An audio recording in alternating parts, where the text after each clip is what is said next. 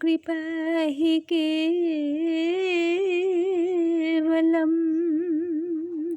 ॐ गुरुकृपा हि केवलम्। ॐ गुरुकृपा हि केवलम्।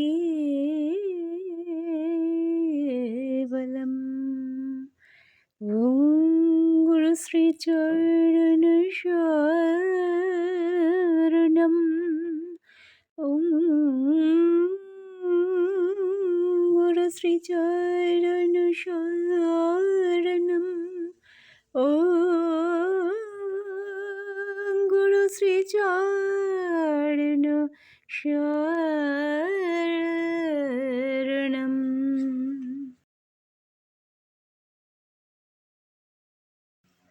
রামনারায়ণ রাম, রামনারায়ণ রাম। শুভারম্ভে আমি আমার পরমাধ্য স্রষ্টা বাবা, আমার প্রিয় ঠাকুর বাবার শ্রীপাদপদ্মে শত সহস্র কোটি প্রণাম জানাই। তৎসহ আমার সকল প্রিয় দর্শক বন্ধুর জন্য রইল আমার বৈদিক সম্ভাষণ। রামনারায়ণ রাম, রামনারায়ণ রাম। আজ আমি ধারাবাহিক আলোচনা পর্বে ঠাকুর বাবার জীবনের কয়েকটি অনন্য ও শিক্ষামূলক অধ্যায় নিয়ে তোমাদের সামনে উপস্থিত হয়েছি। আশা করি শেষ পর্যন্ত তোমরা সকলে আমার সঙ্গে থাকবে। চলো সকলে মিলে ঠাকুর বাবার অমূল্য লীলা সম্ভারে প্রবেশ করি।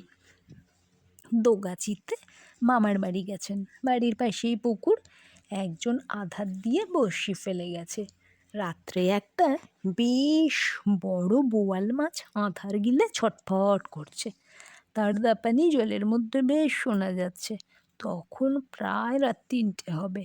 ঠাকুর, সন্তোষ এবং আরও 3-4জনকে নিয়ে পুকুরে গিয়ে দেখলেন মাছটা যন্ত্রণায় ছটফট করছে। তার প্রাণে ব্যথা লাগলো। বিরাট মাছ। 4-5 জনে মাছটাকে তুলে ধরে বড়শিটা ধীরে ধীরে খুলে মাছটাকে ছেড়ে দিলেন জলে। সকালবেলায় সে এসে শুনল গোসাই মাছটাকে ছেড়ে দিয়েছেন। ঠাকুর তাকে ডেকে 1.5 টাকা দিয়ে বললেন, দেখো মাছটার কষ্ট সহ্য করতে পারছিলাম না, তাই ওকে ছেড়ে দিয়েছি। তোমার জন্য কষ্ট হচ্ছে। মাছটা 3-4 টাকায় বিক্রি করতে পারতে। আমার খারাপ লাগছে, তাই তোমাকে এই 1.5 টাকা দিচ্ছি। এতে কিছুটা তোমার হবে। লোকটি সন্ধেবেলায় এসে হাজির। সারাদিন সে গোসাইয়ের কথা ভেবেছে। মাছটা খুবই কষ্ট পাচ্ছিল, তাই গোসাই ওকে ছেড়ে দিয়েছেন। সে নিজেও তো দেখেছে গোসাই বাজারে গিয়ে জীবন্ত মাছ কিনে নদীতে ছেড়ে দেন। কাছিমগুলো নদীর জলে মুক্ত করে দেন। এতে গোসাই তৃপ্তি পান। মানুষই হোক, জীবজন্তুই হোক, সবার ব্যথায় তিনি ব্যথিত। যথাসম্ভব প্রতিকার করতে এগিয়ে যান, পুণ্য লাভের আশায় নয়। অন্যের দুঃখ কষ্টে তিনি ব্যথিত হন, তাই। লোকটি বলল, এই নাও তোমার টাকা। এ টাকা আমি নিতে পারবো না, তুমি জোর করে দিয়ে দিয়েছিলে। আমি চিন্তা করে দেখলাম যে আমি যেরকম ব্যথা পাই ওরাও তো তেমনি ব্যথা পায়, শুধু আমার মতো ওরা বলতে পারে না। মৃত্যু যন্ত্রণায় শুধু দাপাদাপি করে। মাস্টার ব্যথায় অন্তরে তুমি আঘাত পেয়েছো, তাই ওকে ছেড়ে দিয়েছো। সুতরাং এ টাকা আমি নিতে পারবো না।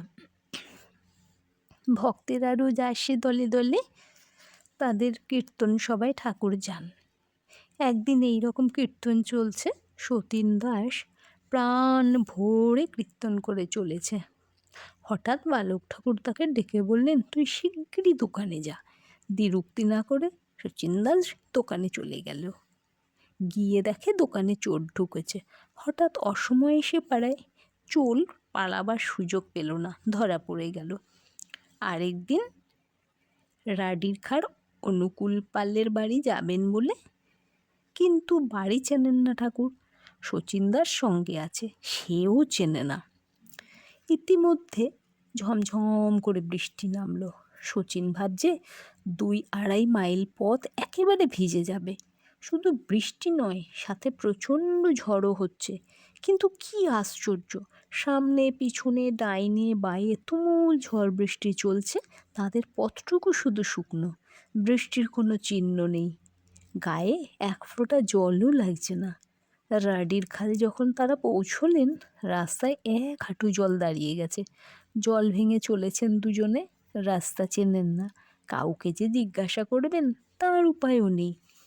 ঝড় জলে কেউ বেরোয়নি, দোকানপাটও বন্ধ, আন্দাজেই রাস্তা দিয়ে চলেছেন।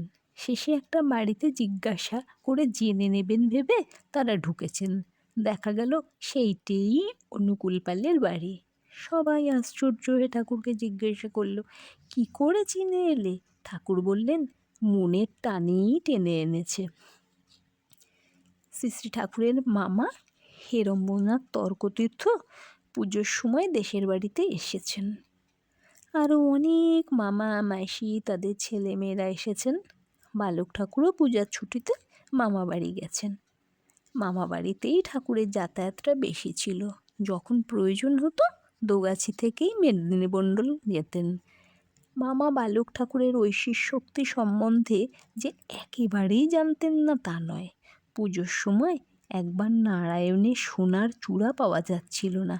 তিনি বালককে বললেন, বালক সোজা গিয়ে পূজার ঘর থেকে চূড়াটি এনে মামার হাতে দিয়ে দিলেন।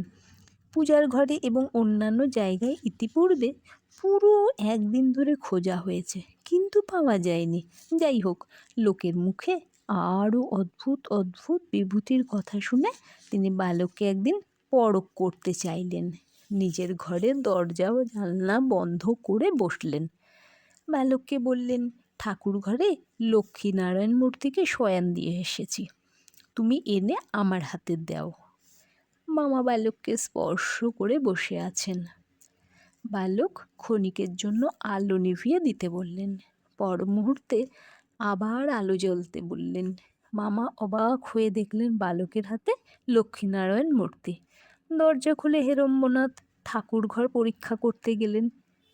তালা যেভাবে লাগিয়েছিলেন সেভাবেই ঝুলছে। দরজা খুলে দেখেন লক্ষ্মীনারায়ণ মূর্তি নেই। ফিরে এসে জিজ্ঞাসা করলেন ভাগ্নেকে, দরজা তো বন্ধ ছিল, কি করে ঢুকলেন?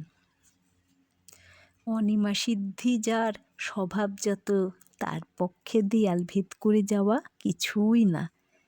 ঢাকায় মামার বাড়িতে এসে যখন থাকতেন, তার জন্য বরাদ্দ ছিল চিলেকোঠার ঘরটি।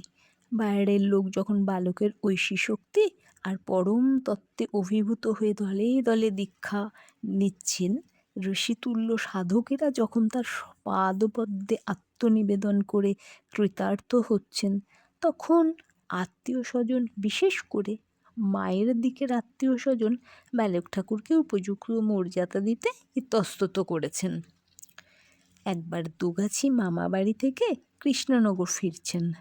মাসিমা সঙ্গে ডালের বড়ি আর প্যাকেটে একটা ছোট্ট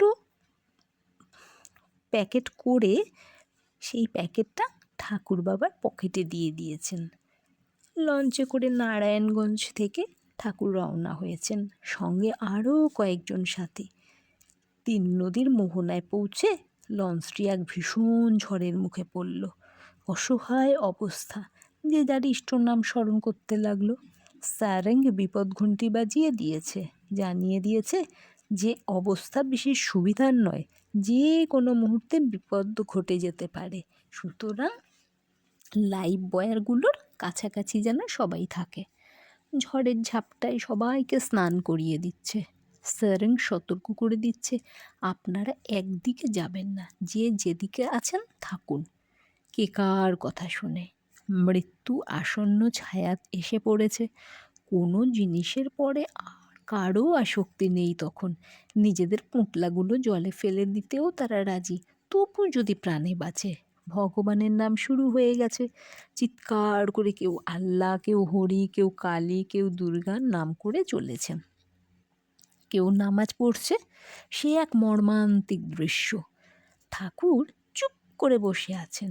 জলের ঝাপটায় জামা কাপড় ভিজে গেছে আর জামাটা নীল রং ভরে গেছে। পকেটে হাত দিয়ে দেখেন একটা নীল রঙের প্যাকেট, যেটা মাসিমা আর একটা ছোট্ট প্যাকেটের মধ্যে ভরে দিয়েছিলেন, সেটার নীল রং হয়ে গেছে জামায়। প্যাকেটটা ফেলে দিলেন। সাথীদের মাঝে মাঝে বলছেন, দেখিস আমার ডালের বড়িগুলো যেন ভিজে না যায়। ঠাকুরকে যারা চেনে না, ঠাকুরের কথায় তারা বিরক্ত হয়ে উঠছে। সবাই যেখানে মরতে চলেছে, ভগবানের নাম করছে, এই বালকটি শুধু ডালের বড়ি করে চলেছে। ঠাকুর ওদের বিরক্তি দেখে একটু মুচকি হেসে বললেন, আমি আবার কার নাম করব? এখানে তো দেখছি মৃত্যুর ভয়ে সব সমজ্ঞানী হয়ে গেছে, কোনো কিছুই আর পর আর তার উপর আর আসক্তিই নেই। মলমূত্র কোনোটারই ভেদাভেদের প্রয়োজন আর নেই দেখছি। কাপড়ের ঠিক নেই, একটা ভয়েতেই সবাইকে নিঃস্বার্থ ত্যাগই করে তুলেছে। সর্ব অবস্থায় এরকমটি হলে তো আর কথাই ছিল না। ঠাকুরের কথা ওদের কানে তখন পৌঁছচ্ছে না। তারই মধ্যে ঠাকুরের কথা শুনে কয়েকজন এগিয়ে এলো। তারা বালক ঠাকুরকে চিনতে পেরেছে। তারা এসে ঠাকুরকে বলল, ঠাকুর, এই বিপদ থেকে বাঁচাতে হবে, তিনিই একমাত্র বাঁচাতে পারেন। ঠাকুর একটু জল আনতে বললেন এবং একটু জল ছিটিয়ে দিলেন। সঙ্গে সঙ্গে আচমকা ঝড় থেমে গেল। এইভাবে আকস্মিকভাবে ঝড় থামিয়ে দিতে দেখে সবাই এসে ঠাকুরের পায়ে পড়তে লাগলো। ঠাকুর বললেন, তোমরা সবাই মিলে নাম করছিলে, তার তো একটু ফল হবেই, আর আমিও একটু করেছি। আর কোনো কথা বললেন না। লঞ্চ এসে ঘাটে ফিরল। সাথীদের নিয়ে ঠাকুর নেমে চলে গেলেন। আজ এই পর্যন্তই। দেখা হচ্ছে পরবর্তী ভিডিওতে। তোমরা সকলে সুস্থ থেকো, ভালো থেকো, সুরক্ষিত থেকো। রাম নারায়ণ রাম, রাম নারায়ণ রাম।